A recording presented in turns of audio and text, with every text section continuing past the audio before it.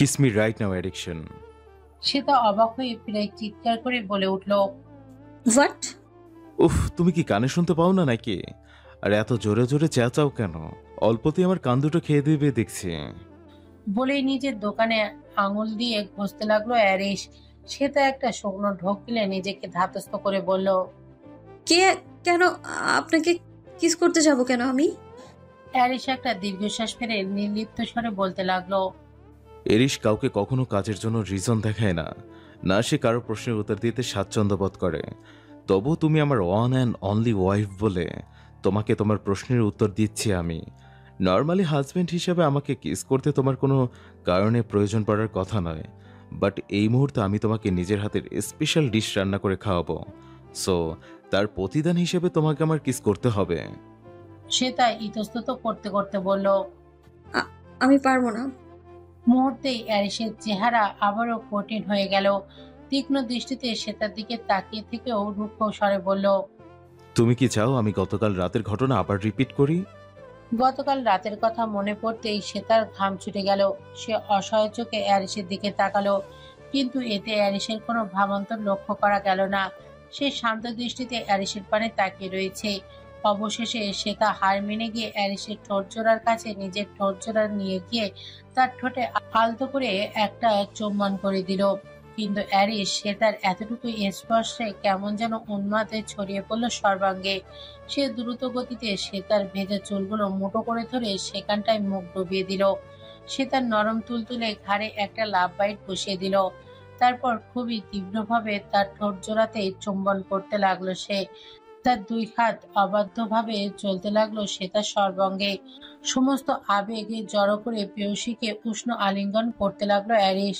শ্বেতার নিঃশ্বাস ঘন হয়ে গিয়ে তার নিজেকে এই মুহূর্তে পাগল পাগল অনুভব হতে লাগলো। প্যারিসের মাঝে এই মুহূর্তে সেও ডুবে যেতে চাইল। পরক্ষণে কিছু একটা শব্দে থেমে গেল অ্যারিস। সে তাও ছাড়া পেয়ে কিছুটা হাঁপাতে লাগলো। তারপর দুজন সামনে তাকাতে দেখতে পেল একটা সাদা টুকটুকে বিড়াল তাদের দিকে ড্যাব ড্যাব করে তাকিয়ে রয়েছে। অ্যারিস দাঁতে দাঁত পিষে বলল। এটা আবার কোত্থেকে এলো? যেখান থেকে আসুক, শালা আসার আর সময় পেল না, দিল তো আমার রোমান্সের 12টা বাজিয়ে। বলেই অ্যারিস বিড়ালটাকে তাড়াতে যাবে, তার আগেই সে তার ঝটপট এসে বলল। প্লিজ ওটাকে তাড়াবেন না, ওকে আমার কাছে দিন। তারপর অ্যারিসকে কোনো কিছু বলার সুযোগ না দিয়ে সে তা নিজেই ক্যাবিনেট থেকে নেমে গিয়ে বিড়ালটাকে কোলে তুলে নিল। তারপর খুবই আন্তরিকভাবে তাকে আদর করতে লাগলো। বিড়ালটাও সে তার উষ্ণ আলিঙ্গন পেয়ে তার বুকে মুখ ঘষতে লাগলো। অ্যারিস এই দৃশ্য তীর্যক দৃষ্টিতে পর্যবেক্ষণ করতে লাগলো। পাশে থাকা কিচেন নাইফটা হাতে নিয়ে সেটার হাতল মুঠো করে শক্তভাবে চেপে ধরলো সে। এই বিড়ালটাকে তার এই মুহূর্তে খুবই হিংসা হচ্ছে। সেটা তাকে এভাবে আগলে নেয় না, অথচ বিড়ালটাকে কি সুন্দর আগলে নিয়ে আদর করছে। সেটা অ্যারিসের এই অবস্থা থেকে মুখ টিপে কিছুক্ষণ হাসলো। তারপর হাসি চেপে রেখে গলা খাকারি দিয়ে বলল। এই যে মিস্টার শেফ, আমার আর আমার কিটি শোনার জন্য সুন্দর করে খাবার বানাবেন কেমন? অ্যারিস এগিয়ে গিয়ে বিড়াল সহ সেটাকে কোলে তুলে নিয়ে আবারও কিচেন ক্যাবিনেটে বসিয়ে দিল। তারপর কিচেন অ্যাপ্রন করে চপিং বোর্ডে নাইফ দিয়ে দক্ষ হাতে সবজি কাটতে কাটতে নির্লিপ্ত স্বরে বলল। হ্যারিসের কথাগুলো সে তার মনে পুনরায় গাঢ় অনুভূতির জন্ম নিতে লাগলো। এক দৃষ্টিতে সে হ্যারিসের প্রতিটা সূক্ষ্ম কর্মকাণ্ড পর্যবেক্ষণ করতে লাগলো। হ্যারিস এই মুহূর্তে ইটালিয়ান আলবার্ট রাফেল খাবারটি তৈরি করলো। হ্যারিস যে এত সুন্দর রান্না করতে পারে সেটা সেটা এত পূর্বের ধারণা ছিল না। রান্না করতে করতে বিন্দু বিন্দু ঘাম জমেছে হ্যারিসের কপাল, মুখ ও গলা, ঘাড়ের আশপাশ জুড়ে। কাজের ফাঁকে ফাঁকে একটু পর পরে সেগুলো আলগোছে মুছে যাচ্ছে সে। এক সময় অ্যারিসকে অবাক করে দিয়ে নিজের হাতে থাকা রুমালটা দিয়ে অতি যত্ন সহকারে তার গায়ের ঘাম মুছে দিতে লাগলো সেটা। অ্যারিস এতে প্রথমে অবাক হলেও পরক্ষণে একটা সূক্ষ্ম মুচকি হাসি দিল। এই প্রথম অ্যারিসের এমন হাসি এত কাছ থেকে দেখলো সেটা। মুহূর্তেই বুকের ভেতর এমন একটা কম্পন অনুভব করলো সে। সেই সাথে মনে পড়ে গেল 6 বছর আগে দেখা অ্যারিসের বাম গালে টোল পড়া সেই বিস্তৃত হাসি। বহু বছর সেই হাসি দেখে না সে, তবে এই মুহূর্তে আবারও সেটা দেখতে ভীষণ ইচ্ছা করছে তার। সে তা অ্যারিসের দিকে সম্মোহনী দৃষ্টিতে তাকিয়ে থাকতে থাকতে মনে মনে বলল, আপনি এক ভয়ানক জাদুকরী সত্তা এরিস, যার কাছ থেকে না দূরে চলে যাওয়া যায় আর না ভালোবাসার অসহ্য দহন সহ্য করা যায়, আবার যার ভালোবাসা না পেলে হৃদয় হয়ে ওঠে তৃপ্ত মরুভূমির থেকেও ভয়ঙ্করতম উষ্ণ। গ্রীষ্মের তীব্র দাবদাহে ধরণী জুড়ে অসহনীয় গরমে বিস্তৃত করছে। কাঠফাটা রোদে জনজীবন বিপন্ন প্রায়। গ্রামীণ পরিবেশের তুলনায় শহরের জীবনে তার প্রভাব পড়েছে আরো ব্যাপকভাবে। উঁচু উঁচু দালানকোঠা, অসংখ্য গাছপালাবিহীন প্রকৃতি, খাকা রোদ্দুরে শহরের পরিবেশকে দান করেছে এক অসহনীয় উষ্ণতা। সেই সাথে আছে ক্ষতিকর ও বিষাক্ত গ্রিনহাউস গ্যাসের প্রভাব। বাতাসে এক দমবন্ধকর ভ্যাপসা গরম বিরাজ করছে সবসময়। এই তীব্র গরমের মাঝে সুব্রত 2 হাতে শপিং ব্যাগ হাতে নিয়ে বাসায় ফিরছিল। 2 দিন পর তার ইহানের সাথে সাউথ কোরিয়ায় যাওয়ার প্ল্যান রয়েছে। সেই জন্য অনেক কিছু কেনাকাটা করতে হচ্ছে। যদিও ইহান তাকে সব শপিং করে দিয়েছে, তবুও টুকটাক কিছু জিনিসের জন্য ইহানকে না বলেই সে মার্কেটে গিয়েছিল। সামান্য পথ ভেবে গাড়িটুকু পর্যন্ত নেয়নি। ইয়ান জানতে পারলে তাকে যে খুব ছাড়বে এ কথা সে ভালোই বুঝতে পারছে। তাই তড়িঘড়ি করে বাসায় ফেরার তারা। কিছুটা দূর হেঁটে গিয়ে ক্লান্ত হয়ে রিক্সা নেওয়ার চিন্তা ভাবনা করলো শুভ্রা। একজন রিক্সাওয়ালাকে ডেকে যেই রিক্সাতে উঠতে যাবে তখনই পরিচিতি একটা কণ্ঠস্বর শুনে তার পাজরা থমকে গেল। পেছনে তাকিয়ে দেখতে পেল রোহান দাঁড়িয়ে রয়েছে। দৃষ্টিতে তীক্ষ্ণতা এবং মুখে কুটিল হাসি বিরাজ করছে। শুভ্রা ভ্রু কুঁচকে তার দিকে তাকিয়ে রইল। শুভ্রা রোহানকে ইগনোর করে রিক্সাতে উঠতে গেল। রোহান তাকে থামিয়ে দেয়। শুভ্রা অবাক হয়ে তার দিকে তাকিয়ে থাকে। এদিকে রিক্সাওয়ালা মামা শুভ্রার পাত্তা না পেয়ে রিক্সা নিয়ে চলে গেল। রোহান ধীর পায়ে শুভ্রার দিকে এগিয়ে গেল। তাকে আপাতমস্তক পর্যবেক্ষণ করে একটা শয়তানি বাঁকা হাসি দিয়ে বলল, আরে সুন্দরী ম্যাডাম এক আছে? আপনার ভালোবাসা একমাত্র স্বামী কোথায়? এমন সুন্দর বউকে সে একা ফেলে যেতে পারলো? এসব বিষয়ে নাক গলানোর আপনি কে? আর আমায় এভাবে রাস্তায় থামিয়ে এসব ফালতু কথাবার্তা জিজ্ঞেস করছেন কেন শুনি? পথ ছাড়ুন বলছি।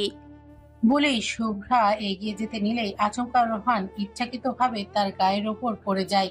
শুভ্রা ঠিক সামনে নিজেকে সরিয়ে নেয়, তবুও রোহান তাকে কিছু মুহূর্তের জন্য জড়িয়ে ধরে ফেলে। শুভ্রা হতবিহ্বল হয়ে গিয়ে প্রচন্ড রাগে কাঁপতে কাঁপতে রোহানের 2 গালে ঠাস ঠাস করে 2টা থাপ্পড় মেরে দেয়।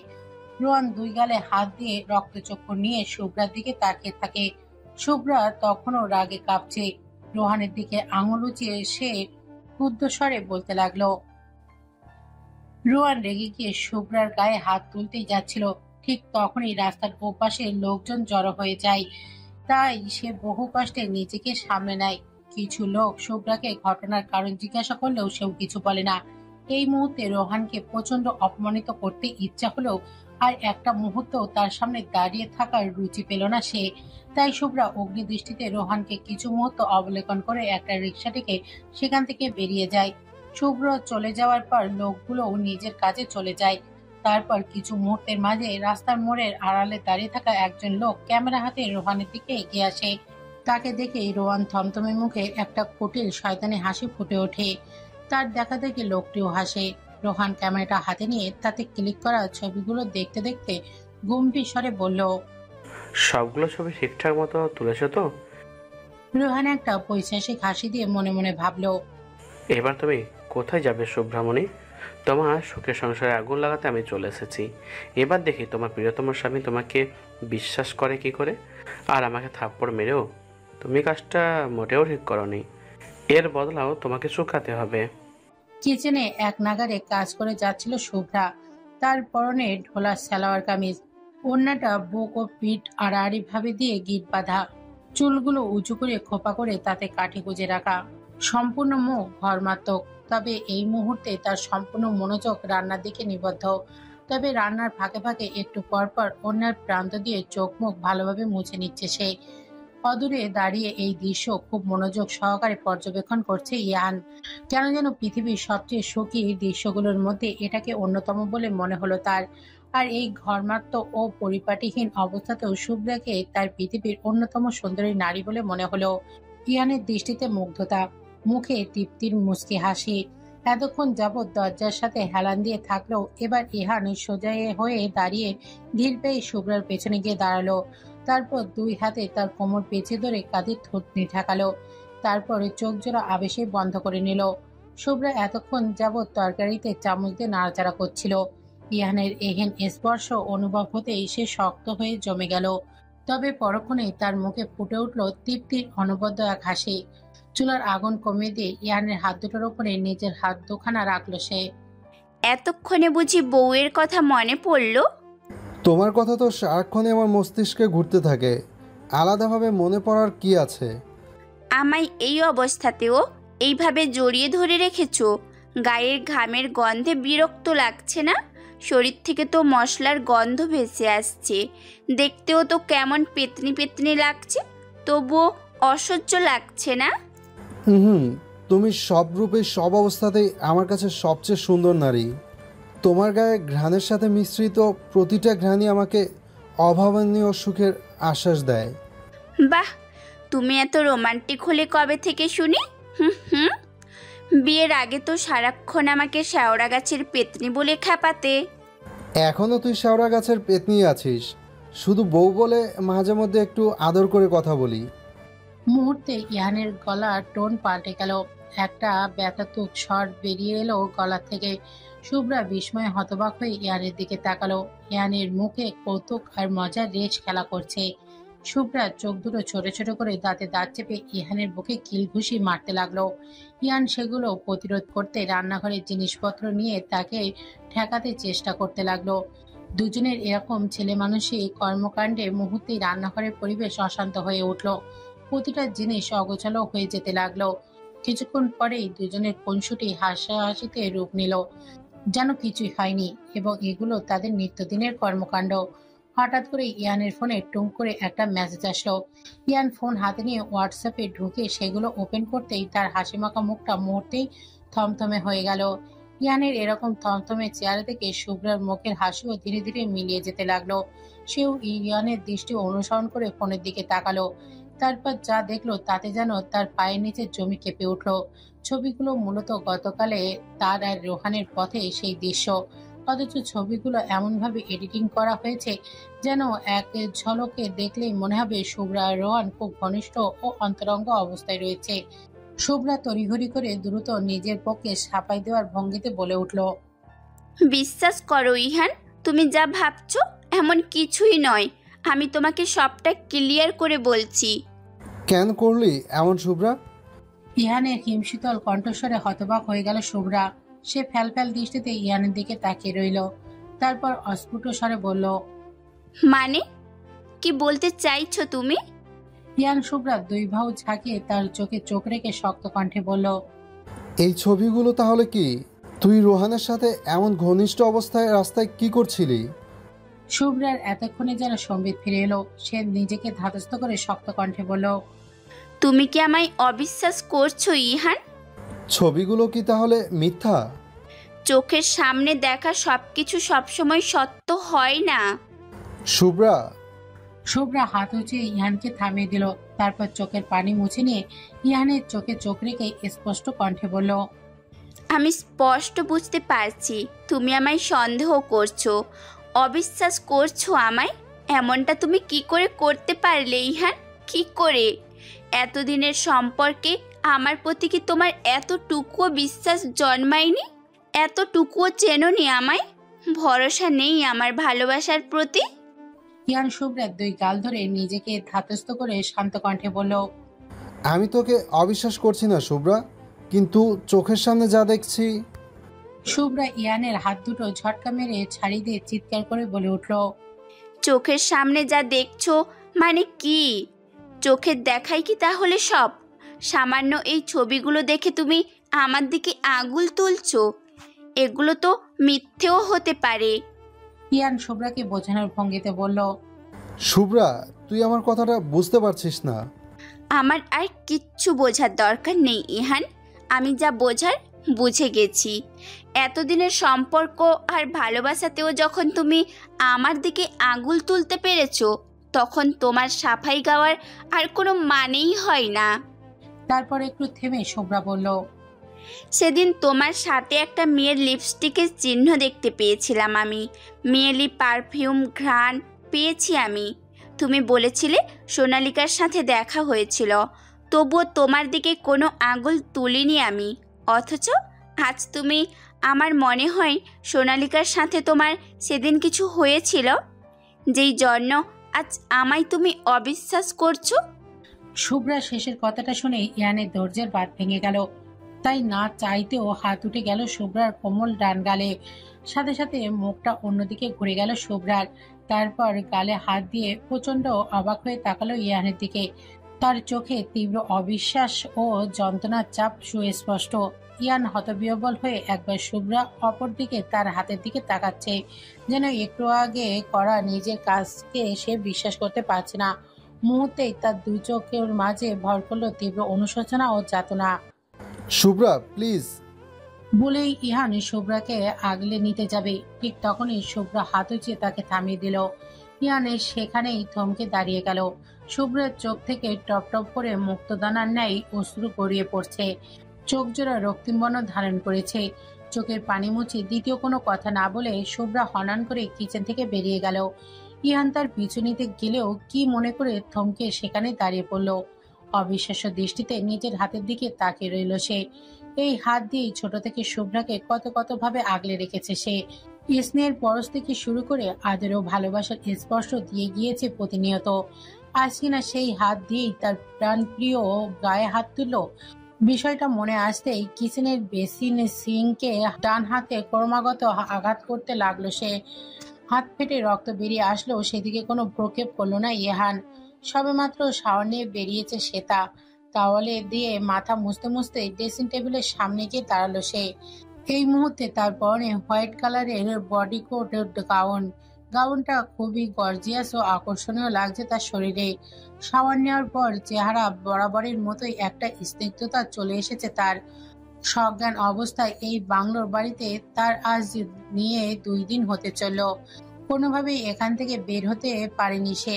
কোনো গার্ড না থাকা সত্ত্বেও অ্যারিসের একাই নজরদারিতে তার পক্ষে সম্ভব হয়নি এই বাংলোর বাইরে যাওয়ার। বাংলোর সম্পূর্ণ এরিয়া জুড়ে সে সম্পূর্ণ মুক্ত ও স্বাধীন থাকলেও এর বাইরে যাবার অনুমতি আপাতত তার কাছে নেই।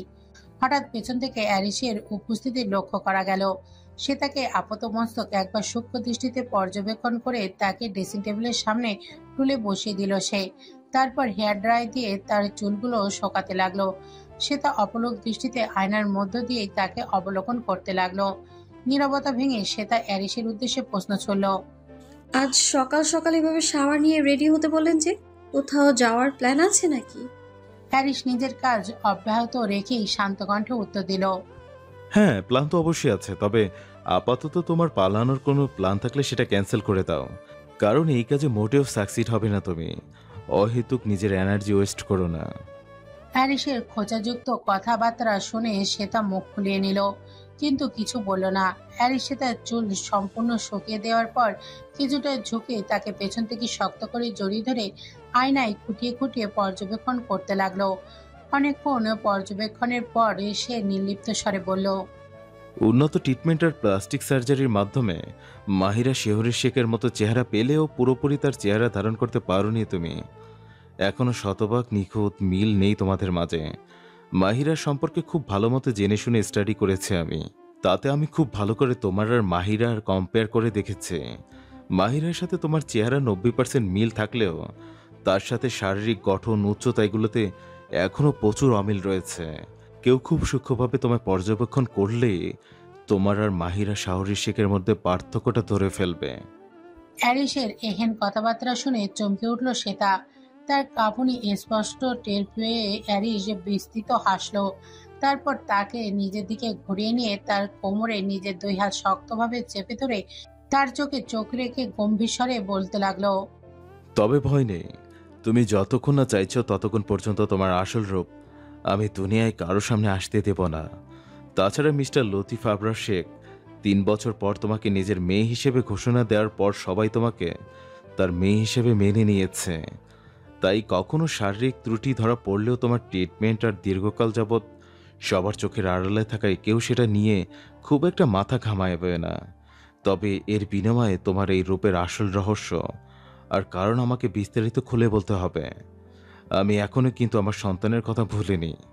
না ভুলতে পেরেছি তোমার হঠাৎ করে এভাবে নিজের পরিচয়, রূপ আর অস্তিত্ব বদলে ফেলার কারণ সম্পর্কে জানার খুব ইচ্ছে শক্তিকে। তবে যে উদ্দেশ্যে তোমার এমন নতুন রূপের জন্ম হোক না কেন, আমি সব সময় ছায়ার মতো তোমার পাশে থাকবো, সে তুমি চাইলেও অথবা না চাইলেও। সে তা একদৃষ্টিতে এরিসের পানে তাকিয়ে থেকে ভেজা কণ্ঠে জিজ্ঞেস করলো, আপনার স্ত্রী যদি কখনো আগের রূপে ফিরে আসে তখন আপনি কি করবেন? আপনি তাকে কখনো তার আগের রূপে ফিরে পেতে চান না?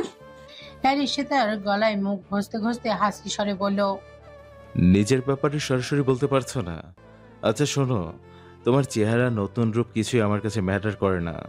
যেমন শুভ্রার চেহারা সম্পূর্ণ তোমার মতো হলেও তার প্রতি আমার মনে কখনো বিন্দুমাত্র আকর্ষণ কাজ করেনি, আর করবেও না, কারণ সেই মানুষটা তুমি নাও। এমনকি পৃথিবীর সবচেয়ে কুৎসিত রূপে আমার কাছে আসলেও তোমায় আমি ঠিকই আগের মতোই ভালোবাসবো, কারণ যে রূপে যে অবস্থায় তুমি থাকো না কেন, মানুষটা তো তুমি একই থাকবে। আমার একমাত্র ভালোবাসা সেই অ্যাডিকশন। সে তা অশ্রুসিক্ত নয়নে অ্যারিসের দিকে তাকিয়ে রইল। খুব করে ইচ্ছা হলো তার বুকে ঝাঁপিয়ে পড়ে ইচ্ছে মতো কাটতে। অ্যারিস সে তার হাত ধরে টেনে নিয়ে তাদের বেডরুমে টাঙানো ছবিগুলোর দিকে নিয়ে গেল। সেখানে সোনালি ফ্রেমে বাঁধানো সে তার আগের চেহারা আর অ্যারিসের অসংখ্য ছবি টাঙানো রয়েছে। 6 বছর আগে থেকেই শুরু করে তাদের বিয়ের পরবর্তী বিভিন্ন সময়ের টুকরো টুকরো স্মৃতিগুলোতে স্থান পাচ্ছে। এছাড়াও বেডসাইড টেবিলেও বিভিন্ন ফ্রেমবন্দি ছবি রয়েছে। যদিও বেশিরভাগ ছবিতে সে তার হাস্যোজ্জ্বল প্রতিক্রিয়া আর অ্যারিসের গম্ভীর মুখভঙ্গি দেখা যাচ্ছে, তবুও দুজনের চোখে মুখে উপচে পড়া স্নিগ্ধতা সহজেই নজর কেড়ে নেবে যেন কারণ। খুব ভালো করে খেয়াল করলে দেখা যাবে অ্যারিসের চোখ দুটির মাঝে থাকা অনুভূতির পাথর। অ্যারিস তার অনুভূতির প্রতিক্রিয়া কখনোই কারোর সামনে প্রকাশ করতে চায় না, সেটা সে একান্তই প্রকাশ করতে চায় তার অ্যাডিকশনের সামনে। সে তার ছবিগুলোর দিকে অবাক ও মুগ্ধ দৃষ্টিতে তাকিয়ে থাকতে থাকতে অস্ফুট স্বরে বলে, এগুলো কবে তুলেছিলেন? সবগুলোই তোমার অগোচরে। আমাদের বর্তমান সময়ের কোনো ছবি তুলবেন না? রাখবেন না স্মৃতি হিসেবে? অ্যারিস অবাক চোখে সে তার পানে তাকালো। পরক্ষণেই ঠোঁটের কোণে সূক্ষ্ম বাঁকা হাসি রেখা টেনে নিয়ে বলল, আফসোস মাই কুইন, সেই সব চিন্তাভাবনা আমিও করে রেখেছি, তবে খুব দ্রুতই সেগুলো বাস্তবায়ন করা যাবে। সে তার ঘোর লাগানো কণ্ঠে আনমনেই বিড়বিড় করে বলে উঠল, আমি চাই আমাদের দুজনের মাঝে আমাদের ছোট্ট সোনামণিও থাকুক। সে তার বিড়বিড় করে বলা কথাটা অ্যারিস শুনে ফেলল। তারপর আচমকা সে তাকে শক্তভাবে বুকের মাঝে জড়িয়ে ধরে দৃঢ়স্বরে বলল, থাকবে, সে অবশ্যই আমাদের মাঝে থাকবে। তখনই কোথা থেকে সেদিনে সে বিড়ালটা সে তার পায়ের কাছে ছুটে এলো। সে তা আগ্রহ ভরে তাকে কোলে তুলে নিল। 2 দিন যাবতে সে তা খুব আদর যত্ন করে রাখছে তাকে। বিড়ালটাও সে তার অতিরিক্ত আদর পেয়ে এখান থেকে আর নড়ছে না। হ্যারিস বিড়ালটাকে সে তার কোলে বসে আদর খেতে দেখে বেশ বিরক্ত হয়ে বলে উঠল, আবারও আমার রোমান্সের মাঝে বাগড়া দিতে চলে এসেছিস? এই, তোর কি আমার রোমান্স একটু সহ্য হয় না, নাকি তোর জন্য একটা পার্টনার খুঁজে নিয়ে আসবো? হ্যারিসের দিকে তাকিয়ে বিড়ালটা উচ্ছ্বসিত কণ্ঠে ডেকে উঠল। হ্যারিস হতভম্ব হয়ে সে তার উদ্দেশ্যে অবাক কণ্ঠে বলল, দেখেছো কি নির্লজ্জ বিড়াল, বলেছি কিনা তার পার্টনার চাই। সে তা বিড়ালটার শরীরে হাত বুলিয়ে হাসতে হাসতে বলল, বাহ, আপনি বিড়ালের ভাষা বোঝেন বুঝি? হ্যারিস চোখ ছোট ছোট করে বলল, ওর মতো বদমাইশদের আমি হাড়ে হাড়ে চিনি। শুনুন, আপনি একটু আমার কিটিকে সহ্য করতে পারেন না, এই জন্য শুধু শুধু ওর দোষ ধরেন আপনি। বলে সে তা কিটটিকে আদর করতে করতে অন্য রুমে চলে গেল। এদিকে অ্যারিস ফোঁস করতে করতে সে তার উদ্দেশ্যে বিড়বিড় করে বলল, এমন ভাবে করছে যেন বিড়ালটাই ওর বাচ্চা। ডিসগাস্টিং। সে তাকে নিয়ে বর্তমানে ইটালিয়াতে অবস্থান করছে অ্যারিস। সে তা অবশ্য আসতে চায়নি, তাকে জোর করে নিয়ে এসেছে সে। মিস্টার লথি, মিসেস সামিরা আর পুলিশের নজর এড়িয়ে তাকে এই কয়েকদিন যাবৎ বাংলাদেশে আগলে রেখে তারপর এয়ারপোর্ট থেকে ইতালি পর্যন্ত নিয়ে আসা মোটেও সহজ কোনো কাজ ছিল না। তবে অ্যারিসের ক্ষমতা ও বুদ্ধিমত্তার জন্যই সে তার এই কাজে সফল হয়েছে। মূলত তার ইটালিয়াতে আসার কারণ 2টি। এক, ফারানার ভ্যালেরিয়ার বিয়েতে অ্যাটেন্ড করা।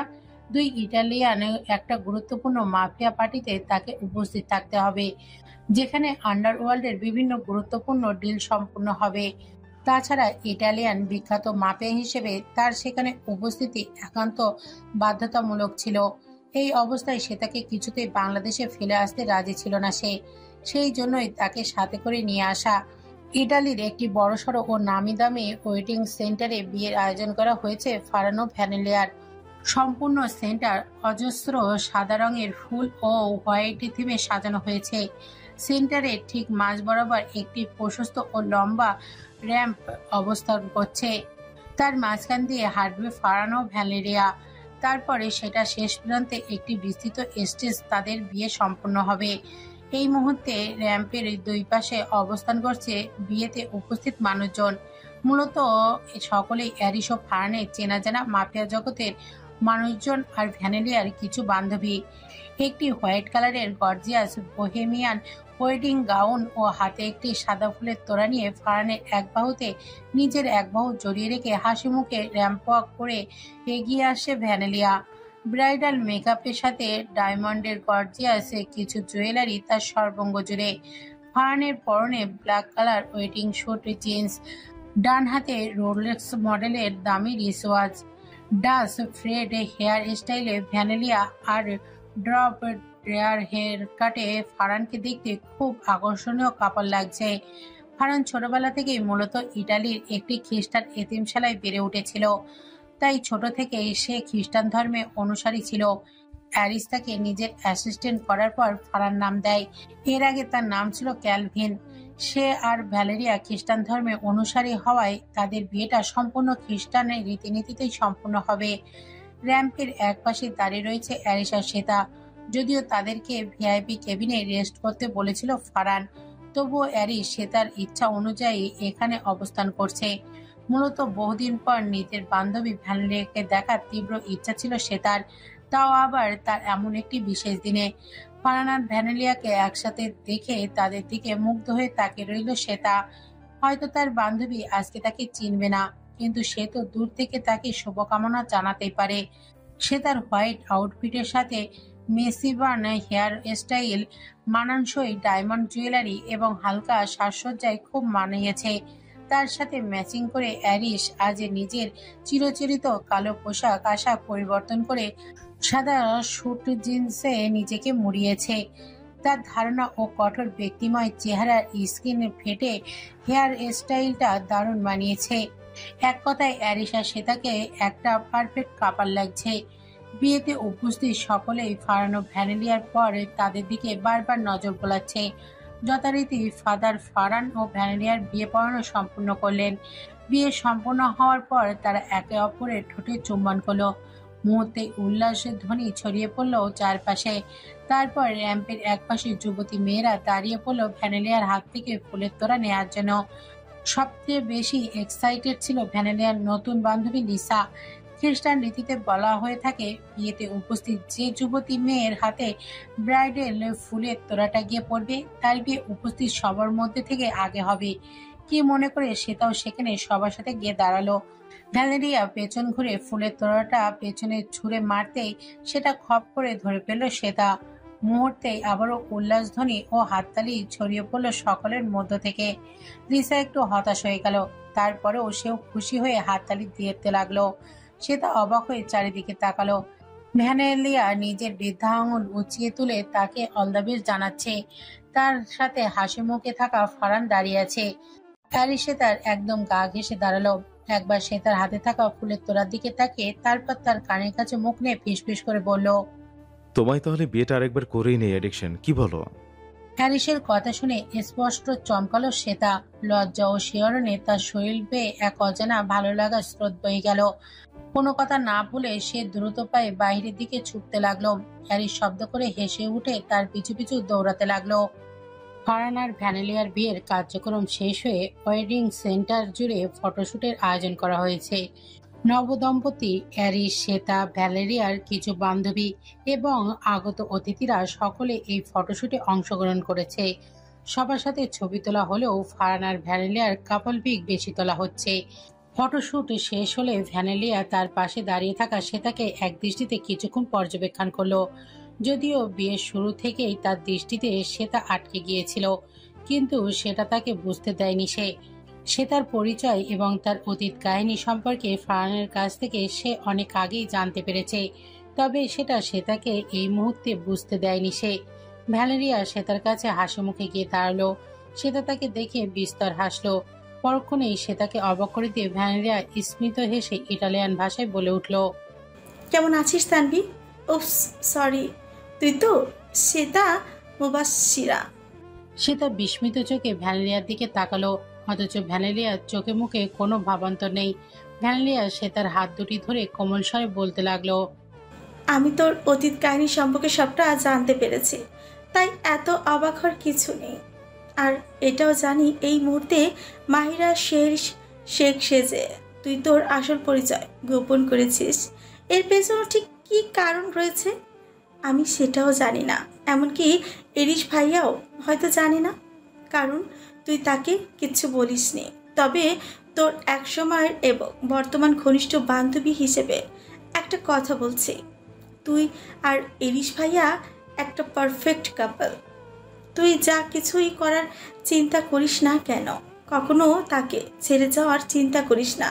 দুজনে মিলে নিজেদের একটা সুন্দর সুখী সংসার গড়ে নে, যেমনটা আমি আর ক্যালভিন মিলে করতে চলেছি। বলেই শ্বেতাকে দুই হাতে জড়িয়ে ধরল ভ্যালেরিয়া। শ্বেতার চোখ দুটি অশ্রুসিক্ত হয়ে উঠল। সেও নিজের প্রিয় বান্ধবকে শক্ত করে জড়িয়ে ধরল। মুখে কিছু না বলেও মনে মনে অনেক কথা বলে দিল তাকে। ভ্যালেরিয়া হয়তো সেটা বুঝতেও পারল, তাই তার প্রশস্ত হাসিটা ঠোঁটের কোণে আবারও ধরা দিল। অপরদিকে ফারহান আর অ্যারিশ একসাথে দাঁড়িয়ে ড্রিঙ্কস করছিল। দুজনের নজর নিজেদের ওয়াইফের দিকে স্থির। হঠাৎ অ্যারিশ ফারহানের কাজ চাপড়ে গম্ভীর অথচ নির্মম কণ্ঠে বলল, congratulation man for your new life. ফারহান স্মিত হেসে অ্যারিশকে সম্মানের সাথে জানালো, থ্যাংক ইউ স্যার। অবশেষে আমিও আপনার মতো ভালোবাসার বিয়ে নামক এক গভীর ফাঁদে আটকে গিয়েছি, যেখান থেকে আমৃত্যু উত্তরণের কোনো পথ নেই।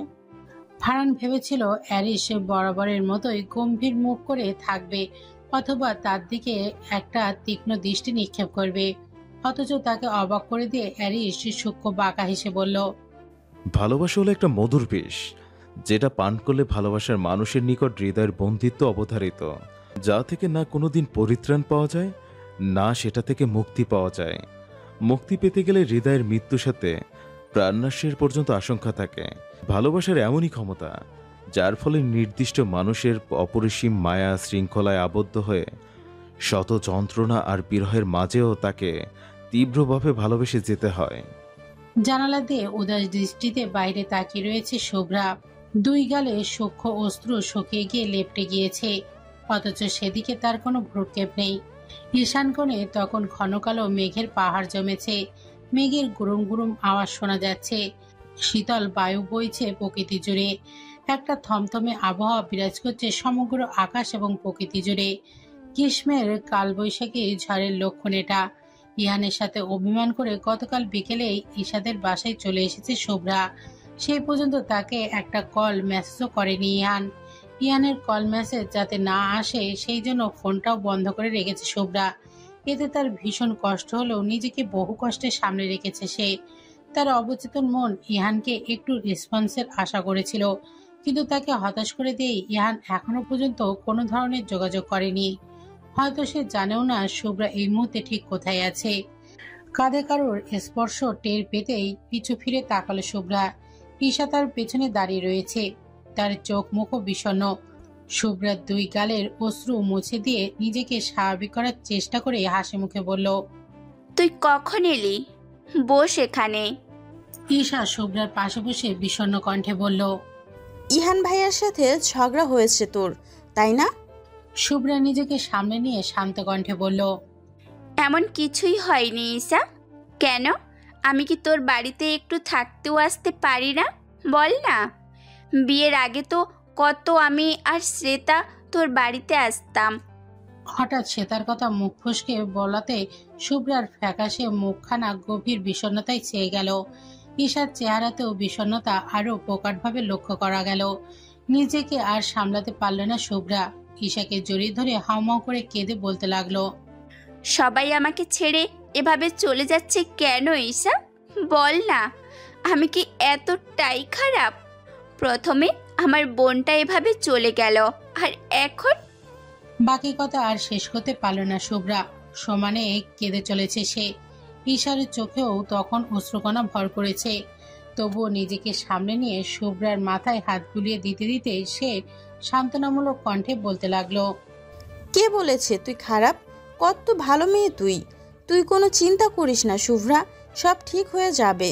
শ্রেতা আবারও আমাদের মাঝে ফিরে আসবে, আমার দৃঢ় বিশ্বাস। আর ইহান ভাইয়ার সাথে যদি তোর কোনো ঝামেলা হয়ে থাকে সেটাও খুব দ্রুত ঠিক হয়ে যাবে। প্লিজ কাঁদিস না। রাত 8টার দিকে বাড়ি ফিরেছে ইহান। গতকাল শুভ্রার সাথে তার ঝামেলা হওয়ার পর থেকেই সে আর বাড়ি ফেরেনি। প্রকৃতির সান্নিধ্যে সমুদ্র পাড়ে গিয়ে বসেছিল সে। ফোনের সাথে ছিল না, দুনিয়াবি কোনো চিন্তাও মাথায় ছিল না। কেবল একটা হতাশ আর বিষণ্ণতা ঘিরে ধরেছিল তাকে। শুভ্রার সাথে এর আগে শতবার মনোমালিন্য ও ঝগড়া হলেও এবারে তার গভীরতা যেন অনেক বেশি এবং অপ্রত্যাশিত ছিল। তাই শুভ্রার মুখোমুখি হতে রীতিমতো ভয় পাচ্ছিল সে। বাড়ি ফেরার পর রুমে শুভ্রাকে না পেয়ে ভুরু কুঁচকে ফেলল ইহান। তার হন্য হয়ে তাকে ব্যালকনি, বাথরুম, ছাদ, বারান্দা, ডাইনিং রুম, কিচেন, টেবিল সহ বাড়ির সর্বত্র জুড়ে হন্তদন্ত হয়ে খুঁজতে থাকে। কোথাও না পেয়ে সে ভীষণ অস্থির হয়ে পড়ে। তারপর মিসেস মাইমুনাকে জিজ্ঞেস করলে তিনি কিছু বলতে পারেন না। তিনি ভেবেছিলেন শুভ্রা হয়তো তার বাবার বাড়ি গিয়েছে, কিন্তু সেখানে কল দিয়ে তার অনুপস্থিতির কথা জানতে পারলে তিনিও ইহান উভয়ে ভীষণ অস্থির হয়ে পড়ে। হঠাৎ করে ইহান কি মনে হলো, সে তার মাকে সান্ত্বনা দিয়ে রুমে গিয়ে ঈশার নাম্বারে কল করলো। শুভ্রা তার বাসায় গিয়েছে কিনা জিজ্ঞেস করলো। ঈশা প্রথমে শুভ্রার মানা করাতে সত্যি কথা বলতে ইতস্তত করলেও পরবর্তীতে ইহানের কাকুতি মিনতি ও অস্থিরতা দেখে সে বিগলিত হয়ে সবটা বলে দেয়। স্বস্তির নিঃশ্বাস ফেলে কল কেটে দেয় ইহান। ধাপ করে বিছানায় বসে পড়ে সে। তারপরে তার হঠাৎ কি হলো, শুভ্রার বিছানায় যে পাশটিতে ঘুমাতো সেই পাশে গভীর আবেশে হাত বোলাতে লাগলো সে।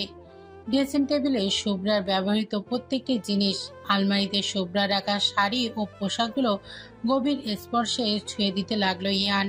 প্রাণ ভরে সেগুলোর ঘ্রাণ নিতে লাগলো, যেন প্রতিটি স্পর্শ ও ঘ্রাণে শুভ্রাকে অনুভব করতে চাইল সে।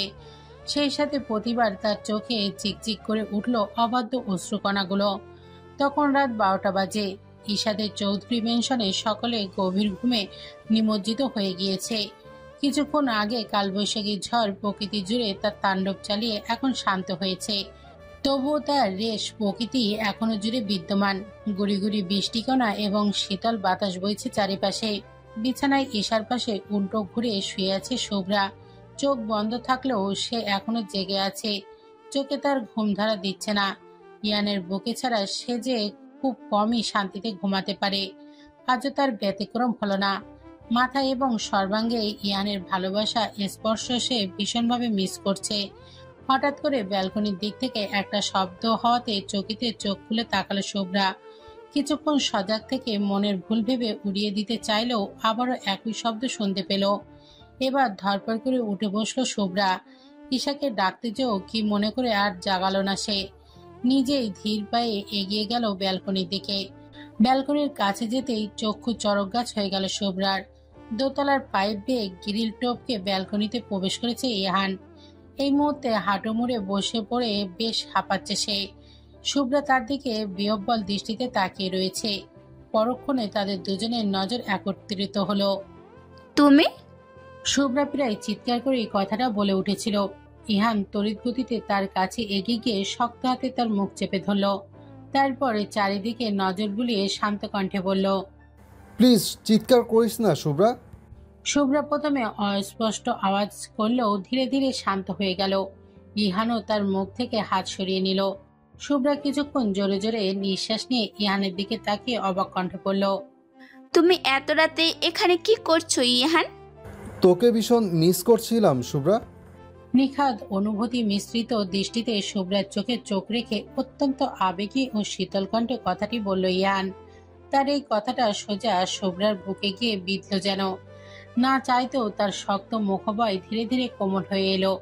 ইহান শুভ্রার দুই গাল জড়িয়ে ধরে একই স্বরে বলতে লাগলো, তোর অভিমান ভরা যন্ত্রণায় পৃষ্ঠ ওই দৃষ্টিজোড়া আমার হৃদয়কে প্রতিনিয়ত ক্ষত বিক্ষত করে দিচ্ছে। তোর দূরত্ব আমাকে প্রতি মুহূর্তে যন্ত্রণার তীব্র দহনে পুড়াচ্ছে। সুইট বাটারফ্লাই, আমায় বুঝতে কি পারিস না এই অব্যক্ত হৃদয়ের ভালোবাসার গভীরতা? শুভ্রা ইহানের চোখ মুখ দেখে চুপ করে রইল। তার গভীর অনুভূতি সম্পূর্ণ চোখ দুটি থেকে টপটপ করে অশ্রু ঝরে পড়ছে। হঠাৎ সে ইহানকে শক্ত করে জড়িয়ে ধরে কাঁদতে কাঁদতে বলল, কেন আমার সাথে এমনটা করলে ইহান? কেন কেন আমায় অবিশ্বাস করেছিলে? তোমায় যে আমি কতটা ভালোবাসি সেটা কি তুমি জানো না ইহান? তুমি জানো না তোমায় ছাড়া থাকতে কতটা কষ্ট হয়েছে আমার? ইহান শুভ্রাকে বুকে জড়িয়ে নিয়ে অশ্রু সংবরণ করে ভেজা কণ্ঠে বলল, I am so sorry sweet butterfly, আমার ভুল হয়ে গেছে, আমার মাফ করে দে। আর কখনো এমনটা হবে না, আর কখনো তোর দিকে অবিশ্বাসের আঙুল তাক করব না, তোর ভালোবাসার প্রতি ভরসা হারাবো না। শুভ্রা সেইভাবে কেঁদে চলল। ইহান শুভ্রার চোখের পানি মুছে দিয়ে তার চোখ দুটি ধরে তাকে নিয়ে ব্যালকনির প্রান্তে চলে আসলো। আরে কি করছো ইহান? বলার সাথে সাথে ইহান শুভ্রার চোখ ছেড়ে দিল। শুভ্রা অবাক হয়ে নিচে তাকিয়ে দেখতে পেল সেখানে অসংখ্য ক্যান্ডেল প্রজ্বলিত হয়ে সরি সুইট বাটারফ্লাই লেখা। শুভ্রা প্রথমে অবাক হলেও পরক্ষণে ফিক করে হেসে ফেলল। ইহান তাকে জড়িয়ে ধরে তার কানের কাছে মুখ নিয়ে ফিসফিস করে জিজ্ঞেস করলো, আমার সরি কি তাহলে গ্রান্টেড? শুভ্রা সামনের দিকে ঘুরে ইহানকে জড়িয়ে ধরে হেসে বলল, ইয়েস, 100% গ্রান্টেড। ইটালির মিলানে একটি আন্ডারগ্রাউন্ড ক্লাবে অত্যন্ত জাঁকজমকপূর্ণ মাফিয়া পার্টির আয়োজন করা হয়েছে। সেখানে উপস্থিত থাকবে ইটালি সহ পৃথিবীর বিভিন্ন দেশের শক্তিশালী মাফিয়া বস, গ্যাংস্টার, তাদের বিশ্বস্ত সহযোগী, কালোবাজারের ডিলার এবং বিভিন্ন প্রভাবশালী ব্যক্তিবর্গ। এই পার্টিতে প্রবেশ মূলত নির্দিষ্ট আমন্ত্রিতদের জন্যই অনুমোদিত। সেই সাথে নিরাপত্তার ব্যবস্থাও অত্যন্ত কড়া। সশস্ত্র দেহরক্ষীরা উপস্থিত রয়েছে এবং তারা প্রত্যেকে আমন্ত্রিত অতিথিদের তল্লাশি চালাচ্ছে। মূলত এখানে পার্টির আড়ালে চলবে বিভিন্ন গুরুত্বপূর্ণ অপরাধমূলক আলোচনা, নতুন ডিল বা রিভেঞ্জ টাইপের ডিসকাশন। এছাড়া গোপনে নতুন ব্যবসার অংশীদারিত্ব বা নতুন চুক্তিও সম্পূর্ণ হবে। টেসলা মডেল এস ফ্লাইট নামক অত্যাধুনিক ও উচ্চ প্রযুক্তি কারটি আন্ডারগ্রাউন্ডের সম্মুখে সশস্ত্র ও কালো পোশাকধারী সিকিউরিটি গার্ডদের নিয়ন্ত্রণে থাকা অত্যাধুনিক নিরাপত্তা বিশিষ্ট দুই পাশে অসংখ্য টর্চ লাইটে জ্বালানো বিশাল লোহার গেটটি সামনে অত্যন্ত দম্ভ সহকারে ব্রেক কষল। তার পেছনে পেছনে আরো কয়েকটি রোলস রয়্যাল কার এসে থামলো। সেখান থেকে দ্রুত দুজন বডিগার্ড এসে সামনের কারটির দুপাশের দরজা খুলে দিল। ফলশ্রুতিতে সেখান থেকে প্রথমে বেরিয়ে এলো হোয়াইট শার্ট, ব্ল্যাক ব্রোটাইল, ওয়েস্ট কোট, স্যুট, জিন্স ও শুজ পরিহিত একজন অত্যন্ত সুদর্শন যুবক। মেসি টেক্সচার্স হেয়ার স্টাইলে আরো ব্যক্তিময় ও আকর্ষণীয় লাগছে। তার বিপরীত পাশ থেকে বেরিয়ে এলো গর্জিয়াস ডার্ক ব্ল্যাক রেড স্টাইলে গ্ল্যামার লং গাউন ও পায়ে 4 ইঞ্চি লম্বা পেন্সিল হিল পরিহিত এক সুদর্শনা যুবতী। ফ্রেঞ্চ টুইস্ট হেয়ার স্টাইল, চেহারায় স্মোকি আইশ্যাডো, সম্পূর্ণ মানানসই মেকআপ, ঠোঁটে নুড লিপস্টিক এবং গায়ে ডায়মন্ড জুয়েলারিতে তাকে অত্যন্ত ব্যক্তিময়ী ও আকর্ষণীয় লাগছে। তার হাতে একটি ব্ল্যাক কালারের গর্জিয়াস পার্স। হ্যারিস সেটার দিকে এগিয়ে গিয়ে তার ডান হাতটি অত্যন্ত নাটকীয় ভঙ্গিতে ধরল। তারপর হাতটি তার ঠোঁটের কাছে নিয়ে গিয়ে আলতো করে চুমু খেলো। তাতে সে তার সূক্ষ্ম মুচকি হাসলো। তারপর দুজন অত্যন্ত দাম্ভিক ও দৃঢ়তা সহকারে রেড কার্পেটের উপর দিয়ে হেঁটে যেতে লাগলো। উপস্থিত সকলে গর্জিয়াস এই কাপেলকে দেখে অবাক হয়ে তাকিয়ে রইল। হ্যারিস এড্রিয়ানোকে চেনে না এমন কেউ এই পার্টিতে উপস্থিত নেই। সাথে মেয়েটি যে তার পার্টনার অথবা ওয়াইফ সেটা সকলে সহজে বুঝতে পারল। তাই সিকিউরিটি গার্ডরা তাদেরকে নামে মাত্র তল্লাশি করে অত্যন্ত সম্মান সহকারে ভেতরে ঢুকতে দিল। হ্যারিস ও শ্বেতার সাথে সাথে ফারান এবং তার আরো কিছু গার্ডরা ভেতরে প্রবেশ করলো। বাকিরা সেখানে দাঁড়িয়ে অপেক্ষা করতে লাগলো। গেটের ভেতরে প্রবেশ করতেই বেশ উচ্চ আওয়াজে শুনতে পাওয়া গেল গ্যাংস্টার স্টাইলে ক্লাসিক মিউজিক। বিশাল বড় পার্টি সেন্টারে সম্পূর্ণ ভ্যানো কালো ও সোনালী রঙে সজ্জিত হয়ে রয়েছে, যা মূলত বিশালতা ও শক্তির প্রতীক। এছাড়া সোনালি ঝাড়বাতি, মোমবাতির আলো এবং হালকা লালচে আলো এক গোমট ও গোপনীয় পরিবেশের সৃষ্টি করেছে এবং ইটালিয়ান সফট মিউজিক বাজছে। কয়েকজন পিয়ানো বাদক অত্যন্ত মনোযোগী সহকারে পুরানো স্টাইলে পিয়ানো বাজিয়ে যাচ্ছে। পার্টিতে অসংখ্য প্রভাবশালী অতিথিদের মাঝখানে একজোড়া কাপালের উপস্থিতি সকলের মনোযোগ আকর্ষণ করে নিল। প্যারিস আর শ্বেতার সাথে মিলিত হওয়ার জন্য উপস্থিত সকল অতিথি এগিয়ে এলো। এত সবকিছুর মাঝে শ্বেতা বিব্রত বোধ করলে অ্যারিস তার হাত শক্ত করে চেপে ধরে। শ্বেতা তার দিকে তাকালে অ্যারিস তাকে চোখের ইশারায় আশ্বস্ত করে। এতে শ্বেতা কিছুটা শান্ত হয়। জোসেফ ক্রিস্টিয়ানো নামক একজন প্রাক্তন ইটালিয়ান মাফিয়া অ্যারিসের সাথে হ্যান্ডশেক করে কেটে ইটালিয়ান ভাষায় বলে উঠলেন, অনেক দিন পর দেখা হলো মিস্টার এরিস অ্যান্ড্রিয়ানো, কেমন আছো তুমি? আমি ভালো আছি মিস্টার জোসেফ ক্রিস্টিয়ান, আপনি কেমন আছেন? আমিও ভালো আছি। তোমায় দেখে আরও ভালো হয়ে গেলাম। আশা করছি এবারও অনেক গুরুত্বপূর্ণ ডিল সম্পন্ন হবে আমাদের মাঝে। তারপর তার দৃষ্টি হঠাৎ শ্বেতার দিকে গিয়ে নিবদ্ধ হলো। এতে তিনি ভ্রুকুচকে অ্যারিসের উদ্দেশ্যে প্রশ্ন ছুড়লেন, এই সুন্দরী মেয়েটি কে? হ্যারিস তার দিকে তীক্ষ্ণ দৃষ্টি নিক্ষেপ করে শীতল কণ্ঠে বলল, she is my business partner. কেন যেন ওয়াইফ শব্দটা ঠোঁটের কোণে এনেও উচ্চারণ করলো না অ্যারিস। এতে শ্বেতা অবাক হয়ে তার দিকে তাকিয়ে রইল। এমনি তো সারাদিন বউ বউ করে মুখে ফেনা উঠিয়ে ফেলে, অথচ আজ কিনা এতগুলো লোকের সামনে অ্যারিস বলল শ্বেতা তার বিজনেস পার্টনার। বিষয়টা কেন যেন চাইতেও মন খারাপের কারণ হলো শ্বেতার। তবে সেসবে খুব একটা পাত্তা দিল না সে। জোসেফ ক্রিস্টিয়ানো এবার শ্বেতার দিকে তাকিয়ে জিজ্ঞেস করলো, হ্যালো সুইট লেডি, তোমার নামটা কি জানতে পারি? Her name is Olivia Brown. Aris শ্বেতার পক্ষ থেকে ঝটপট করে বলে উঠল। শ্বেতা তাই আর কিছু বলল না। মিস্টার জোসেফ ক্রিস্টিয়ানো হাসি মুখে শ্বেতার সাথে হ্যান্ডশেক করতে গেলে অ্যারিস তার হাত ধরে থামিয়ে দেয়। এতে জোসেফ ক্রিস্টিয়ানো কিছুটা দ্বিধান্বিত হয়ে হাত সরিয়ে নেয়। সেই সাথে অ্যারিসের দিকে প্রশ্নাত্মক দৃষ্টিতে তাকিয়ে থাকে। অ্যারিস শ্বেতার কোমর পেঁচে ধরে মুচকি হেসে বলল, আপনার সাথে অনেক কথা বাকি আছে, সেসব না হয় পরে বলবো মিস্টার জোসেফ ক্রিস্টিয়ানো। এবার আমাদের একটু পার্সোনাল স্পেস দিন প্লিজ। বলে আরো কিছু অতিথিদের সাথে টুকটাক কথা বলে শ্বেতাকে নিয়ে বার কাউন্টারের দিকে এগিয়ে গেল অ্যারিস। জোসেফ ক্রিস্টিয়ানো সেদিকে সূক্ষ্ম দৃষ্টিতে তাকিয়ে রইল। বিশাল বড় বার কাউন্টার জুড়ে পুরোনো দিনের বন্দুক, সিগার, পোষা সাপ ও বিড়াল সাজিয়ে রাখা রয়েছে। সেই সাথে আগত অতিথিদের জন্য এক্সপেন্সিভ হুইস্কি, মার্টিন ও রেড ওয়াইন ও ককটেল পরিবেশন করা হচ্ছে। খাবার হিসেবে ইটালিয়ান স্টেক, ক্যাভিয়ারের ব্যবস্থাও রয়েছে। অ্যারিস একটা রেড ওয়াইনের গ্লাসে চুমুক বসাতেই সেটা হঠাৎ প্রশ্ন ছুড়ল, আমায় তখন ওয়াইফ হিসেবে পরিচয় না দিয়ে বিজনেস পার্টনার বলেছিলেন কেন? কেন, পরিচয় না দেওয়াতে কি তোমার খারাপ লাগছে? সবার সামনে পরিচয় করিয়ে দেব। শ্রেতা মুবাশিরা হলো ইতালিয়ান মাফিয়া বস এরিস অ্যাড্রিয়ানোর ওয়ান অ্যান্ড অনলি ওয়াইফ। সেটা কিছুটা থতমত খেয়ে গেল। আমতা আমতা করে বলল, আমি কখন বললাম আপনি এইভাবে আমার সবার সামনে পরিচয় করিয়ে দিন? অন্য সময় তো ঠিকই সারাক্ষণ বউ বউ করেন, এখন হঠাৎ অন্যরকম বিহেভ করছিলেন বলে জাস্ট সন্দেহ হয়েছিল, তাই এমন কথা বললাম, এইটুকুই। সে তার কথার বিপরীতে অ্যারিস নির্লিপ্ত কণ্ঠে বলে উঠল, আমি চাই না আন্ডারওয়ার্ল্ডের কিংবা মাফিয়া সাম্রাজ্যের সামনে আমার ওয়াইফ হিসাবে তোমার পরিচয় করিয়ে দিতে, কারণ তাতে আমার দুর্বলতা তাদের সকলের সামনে চলে আসবে। আমার দুর্বলতা হিসাবে তোমায় টার্গেট করে আমার ক্ষতি করার চেষ্টা করবে। সবচেয়ে বড় কথা, তোমার এতে বিপদ হওয়ার আশঙ্কা রয়েছে, আর আমি কোনো কিছুর বিনিময় চাই না তোমার কখনো এতটুকু ক্ষতি হোক।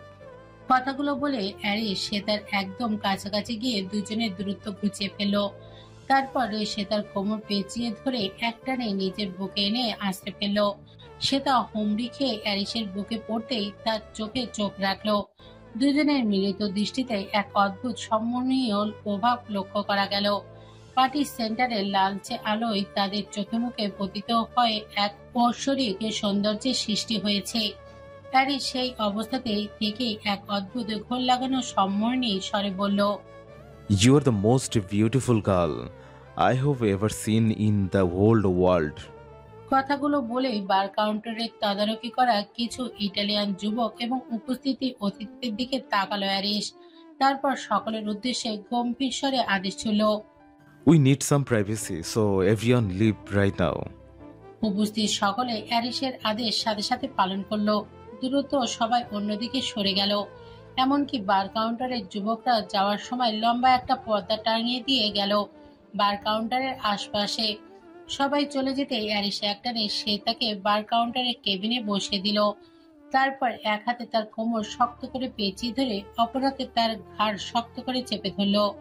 এরপর গভীর চুমুতে সিক্ত হলো সে তার দুটি পাতলা গোলাপি অধর। ক্রমশ সেই চুম্বনে গভীরতা বৃদ্ধি পেতে লাগলো। আজ কি ভেবে যেন সেটাও অ্যারিসের অধরে গভীরভাবে চুম্বন করতে লাগলো। দুজনের নেশাক্ত চুম্বনে গভীরতা ক্রমশ উন্মাদ করে তুলতে লাগলো তাদের দেহকে। অ্যারিসের দুই হাত অবাধ্যভাবে সে তার সর্বাঙ্গ জুড়ে বিরাজ করতে লাগলো। সে তার দুই হাত অ্যারিসের বুক পিঠ অবাধে বিচরণ চালাতে লাগলো।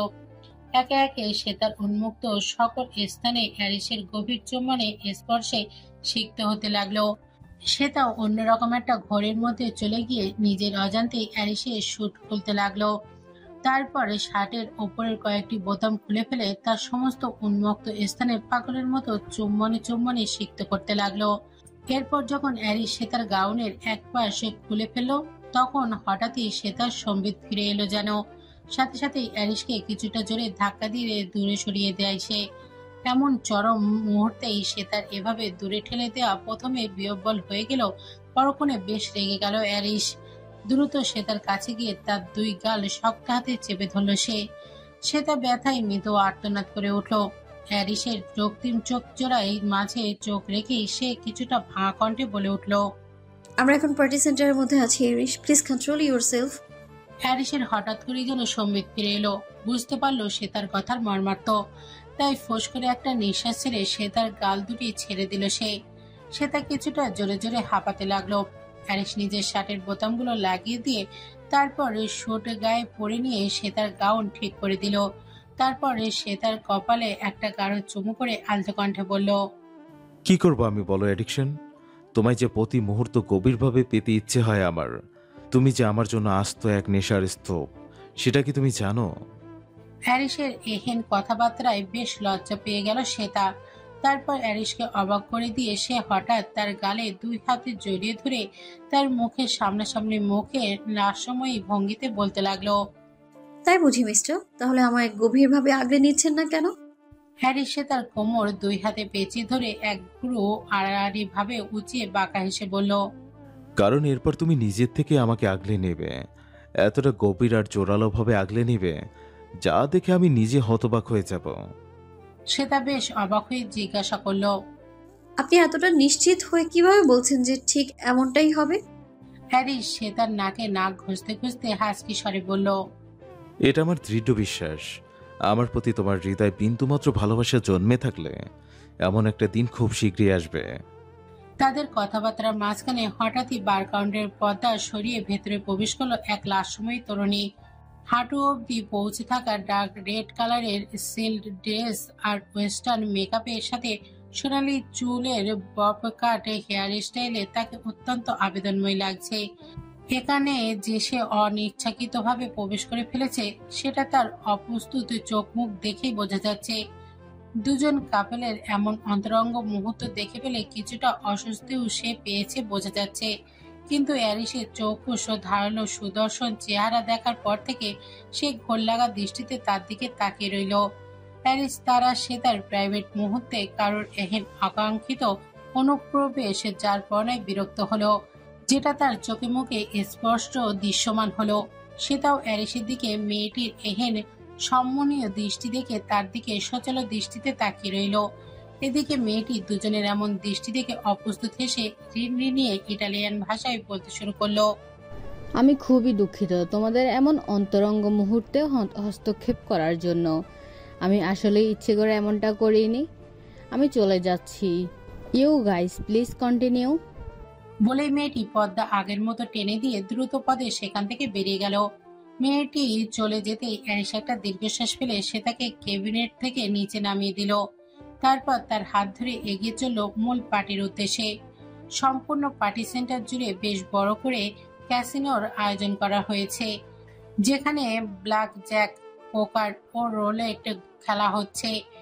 সমস্ত অতিথিরা অ্যালকোহলের গ্লাস হাতে এদিক ওদিক জোড়া অথবা আরো অধিক পার্টনারের সহকারে ঘুরে বেড়াচ্ছে। এছাড়া সেন্টারের মধ্য জায়গায় বরাবর বৃহৎ স্টেজটি লাইট মিউজিক, স্টিভ ডান্স বা টপ ডান্স অনুষ্ঠিত হচ্ছে। সম্পূর্ণ পার্টি এরিয়ার দেয়াল জুড়ে ইটালিয়ান বিখ্যাত বড় বড় মাফিয়াদের পিকচার টাঙানো। তাদের মধ্যে অ্যারিশে মাফিয়ার রূপী ছবিটাও অত্যন্ত দাম্ভিকতা সহকারে দেয়ালে স্থান পাচ্ছে। অ্যারিশে তাকে কিছু বিশ্বস্ত গার্ডের সাথে রেখে ফ্রাঙ্কের সাথে নিয়ে ডিসকাশন টেবিলের দিকে চলে গেল। সেখানে আজকে সবচেয়ে গুরুত্বপূর্ণ ডিলগুলো নিয়ে ডিসকাশন ও সাইন হবে। হ্যারিস যাওয়ার আগে সেটা কিছুটা ভয় পেয়ে গিয়ে তার হাত ধরে ফেলে। সেই হাতে হাত রেখে ও চোখের ইশারায় তাকে সান্ত্বনা দেয়। এতে সেটা নিজেকে স্বাভাবিক রাখার প্রয়াস চালায়। দীর্ঘক্ষণ যাবৎ হ্যারিস তার ক্লায়েন্টদের সাথে মিটিং করছে। তাদের গুরুগম্ভীর আলোচনা পার্টি সেন্টারের মধ্যে এক অদ্ভুত গাম্ভীর্য স্থান করে নিয়েছে। সে তার উপস্থিতি নারী অতিথিদের সাথে সময় কাটাচ্ছে, লাইভ মিউজিক ও ডান্স এনজয় করছে এবং তাদের অনুরোধে ড্রিঙ্কসও করছে। এভাবে অনেকক্ষণ সময় অতিবাহিত হওয়ার পর হঠাৎ করেই তার এক হাতে টান পড়লেই পেছনে ঘুরে তাকালো সেটা। তাতে সে দেখতে পেল জোসেফ খ্রিস্টিয়ানো তার একটি হাত ধরে রেখে তার দিকে কামনার দৃষ্টি তাক করে তাকিয়ে রয়েছে। সেটা এতে বেশ ঘাবড়ে গিয়ে নিজের হাত ছাড়ানোর আপ্রাণ চেষ্টা করতে লাগলো। তারপর চারিপাশে তাকিয়ে দেখলো যে তার সাথে থাকা গার্ডরা এখানে উপস্থিত নেই এবং মেয়েগুলো ধীরে ধীরে দূরে সরে যাচ্ছে। সে তার আগত স্বরে জোসেফ খ্রিস্টিয়ানোর উদ্দেশ্যে দাঁতে দাঁত চেপে বলল, আমার হাত ছাড়ুন বলছি। আপনার এই আচরণের কথা এরবিশ আর জিয়ানো জানতে পারলে এর ফলাফল ভালো হবে না বলে দিচ্ছি। জোসেফ খ্রিস্টিয়ানো কিটকিটি করে হেসে বলে উঠল, কেন সুইটহার্ট, এরিশ অ্যান্ড্রিয়ানো তোমায় বেশি বেশি সুখ দেয় বুঝি? আই স্যার, আমি ওর থেকেও ভালো পারফরমেন্স দেখাবো। আমার বয়স বেশি হলেও শরীরের জোর কিন্তু এখনো অনেক বেশি আছে বলে আবারও কুৎসিতভাবে হাসতে লাগলো জোসেফ খ্রিস্টিয়ানো। লোকটার এমন জঘন্য কথাবার্তা শুনে মাথায় রক্ত উঠে গেল সে তার। তাই আগো পিছু না ভেবে জোসেফ খ্রিস্টিয়ানোর প্যান্টের মেন পয়েন্ট বরাবর হাঁটু দিয়ে প্রচন্ড জোরে এক লাথি মারল সে। এতে সেই জায়গা ধরে ব্যথায় চোখ মুখ কুঁচকে ফেলে আর্তনাদ করে উঠল জোসেফ খ্রিস্টিয়ানো। মুহূর্তেই একটা বিশ্রী গালি দিয়ে সে তার চুলির মুঠো শক্ত করে চেপে ধরে সে তার গায়ে হাত তুলতে যাবে, ঠিক তখনই পেছন থেকে একটা পাথর কঠিন হাত এসে জোসেফ খ্রিস্টিয়ানোর হাতটা খপ করে ধরে ফেলল। তারপর সে কিছু বুঝে ওঠার আগেই তাকে নিচের দিকে ঘুরিয়ে তার মুখ বরাবর একের পর এক তীব্র ঘুষি বসাতে লাগলো অ্যারিশ। তৎক্ষণাৎ লোকটি মেঝেতে আশ্রে পড়ে লুটিয়ে পড়ল। হ্যারিস তখনও ক্ষান্ত হয়ে নেই। জোসেফ খ্রিস্টিয়ানোর বুকের ওপর বসে পড়ে তার মুখে এবং বুকে অজস্র কিল ঘুষি বসাতে লাগলো সে। সমস্ত শরীর তার প্রচন্ড রাগে কাঁপছে। শিরা উপশিরা ফুলে ফেপে ওঠা সমস্ত ধমনী জুড়ে রক্ত টলমল করে উঠছে। একটা তীব্র উষ্ণ আভা তার শরীর থেকে ঠিকরে বের হচ্ছে। জোসেফ খ্রিস্টিয়ানোকে সম্পূর্ণ রক্তাক্ত করে আদমরা করে ফেলেছে অ্যারিশ। উপস্থিত কেউই তাকে থামানোর কথা তো দূর, তার কাছে ঘেঁষার সাহস পর্যন্ত পাচ্ছে না। সে তার দূরে দাঁড়িয়ে থেকে স্থির চিত্তে এই দৃশ্য অবলোকন করছে। আর সে মোটো ভয়ে কাঁপছে না, বরং তার ঠোঁটের কোণে ফুটে উঠেছে এক নিষ্ঠুর তীর্যক হাসি। হ্যারিস অপরিসীম ক্ষোধে ফোঁসফোঁস করতে করতে জোসেফ খ্রিস্টিয়ানোকে বলল, আমার অ্যাডিকশনের গায়ে হাত দিয়েছিস তুই, তার সাথে বেয়াদবি করেছিস। কত বড় কলিজা তোর, দেখ তোর পরিণাম কি হয়। জোসেফ খ্রিস্টিয়ানো তখন তার হাত জোর করে অ্যারিসের কাছে নিজের প্রাণ ভিক্ষা চাইছে, কিন্তু অ্যারিসের পাথর কঠিন মনে এই মুহূর্তে তার জন্য তিল পরিমাণ দয়াও অনুভব হলো না। পকেট থেকে রিভলভার বের করে তার সমস্ত বুলেট জোসেফ খ্রিস্টিয়ানোর বুকে বিধিয়ে দিল, সম্পূর্ণ বুকটা ঝাঁঝরা করে দিল সে। মুহূর্তেই প্রাণ পাকে উড়ে গেল জোসেফ খ্রিস্টিয়ানোর, রক্তে ভেসে গেল সমস্ত ফোড়র। সেই সাথে উপস্থিত সকলে শিউরে উঠল। হ্যারিস নিজের রক্তমাখা চেহারা শরীর নিয়ে উঠে দাঁড়ালো। তার দৃষ্টি এখনো জোসেফ খ্রিস্টিয়ানোর দিকে স্থির, যেখানে খেলা করছে তার প্রতি তীব্র ঘৃণা, আক্রোশ আর ক্রোধ। এরপর অ্যারিস আশেপাশে তাকিয়ে কয়েকজন গার্ডকে নিশানা করে সহসা শুট করে দিল। উপস্থিত সবাই আবারও আটকে উঠল। এই গার্ডগুলো হলো তারা যারা শ্রেতাকে এই মুহূর্তে একা ফেলে চলে গিয়েছিল। এরপর কয়েকজন গার্ড কাঁপতে কাঁপতে অ্যারিসের দিকে একটা পানির বোতল ও তোয়ালি এগিয়ে দিল। অ্যারিস সেদিকেই চোখে মুখে পানি ছিটিয়ে দিয়ে তোয়ালি দিয়ে মুখ মুছে নিল। অ্যারিস জোসেফ খ্রিস্টিয়ানোর শরীরে প্রচন্ড জোরে একটা লাথি দিল। তারপর শ্বেতাকে দেখিয়ে সকলের দিকে ভয়ঙ্কর রক্তবর্ণ চোখ নিয়ে তাকিয়ে ভয়ঙ্কর আওয়াজে বলতে লাগলো, শি ইজ মাই গার্ল। যে তার দিকে চোখ তুলে তাকানোর সাহস করবে তার ঠিক এমন পরিণতি হবে, মাইন্ড ইট। কথাগুলো বলে সে তার হাত ধরে টানতে টানতে তাকে নিয়ে হনহন করে বেরিয়ে গেল অ্যারিস। তাদের পিছু পিছু ফারান এবং অন্যান্য গার্ডরাও ছুটে চলল। আর উপস্থিত সকলে তখনও হতবিহ্বল হয়ে তাদের যাওয়ার দিকে তাকিয়ে রয়েছে। জোসেফ খ্রিস্টিয়ানোর দলের লোকেরা সেদিকে স্থির থাকলেও তারা কিছুই করতে পারেনি, কারণ বর্তমানে অ্যারিস অ্যাড্রিয়ানোর ক্ষমতা সমপরিমাণ ক্ষমতাও তাদের কারোর কাছে নেই।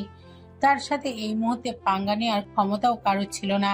তবে মনে মনে ঠিকই ফুঁসছে তারা, বলা যায় মোক্ষম সুযোগের অপেক্ষা করছে তারা।